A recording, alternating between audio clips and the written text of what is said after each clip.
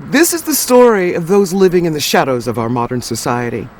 You'll hear their stories in their words, taking them from a life on the fringe to a life on the forefront in the movement to create change in the way America sees its poor and homeless. In the 1970s, you couldn't turn a television on without seeing hunger as a global issue. And they had a particular emphasis on sub-Saharan Africa. But I had rheumatoid arthritis, still have it. And I knew that I could not go nationally to do something about hunger. So I wanted to do something locally about hunger. And so a group of us got together and decided that we would try to do something about domestic hunger. Anyone can walk in the front door, whether they're abject poverty, middle class, or very wealthy. No questions are asked. We don't have a lot of intact families. We have mostly unattached men and women. You burn bridges, it's easy to forgive, but you never forget. So if you burn the bridge, you can never mend it. And you fuck up, you get into the drugs and whatever. It's mainly the drug game. I had a little family personal incident with CYS and my children, and I got put out of my godmother's house, and I was homeless. They're down in their luck at this point. They maybe not have the family connections that we have, and so when they begin to stumble into homelessness, it's really quite tragic because they don't have the supports that maybe the rest of us have. But they're just like us in many ways. Now some suffer from addictions, and that was a bad choice for them.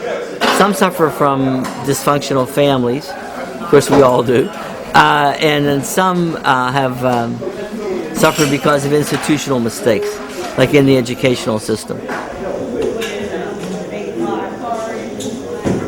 See, there's a misconception with all black families. You have a single family parent or a single family home, and you're this and you're that. But see, I grew up with a two-family home. My father worked for Steelman for 30 years, had so many back operations, just looked like a road map to Cedar Point. My mother was a social worker for the Catholic diocese. So I grew up in a very good home. The streets is something I chose.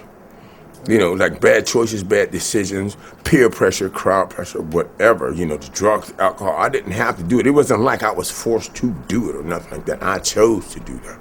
And I ended up on the streets because that's where everything was.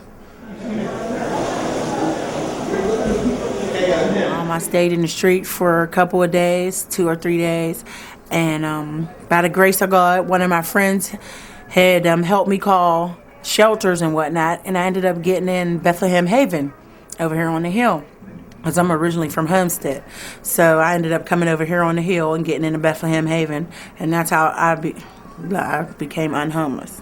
There's probably at the beginning of the month when they get their checks, we may have only about 75 here for lunchtime.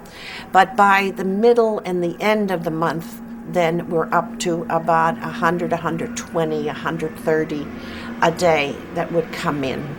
And on the holidays, we also get about 130, 140 who come in that do not have anywhere else to go for the holidays. So they come here for a very good meal and companionship. I uplifted Jubilee Kitchen because they feed you every day. Not other places around here feed you every day. They might feed you once or twice out of the week. Okay, but like Sacred Heart, they feed you breakfast every morning, but you can't eat lunch like this, and then you don't get the take-home food too. They give you take-home to make you get through the night and come back again tomorrow.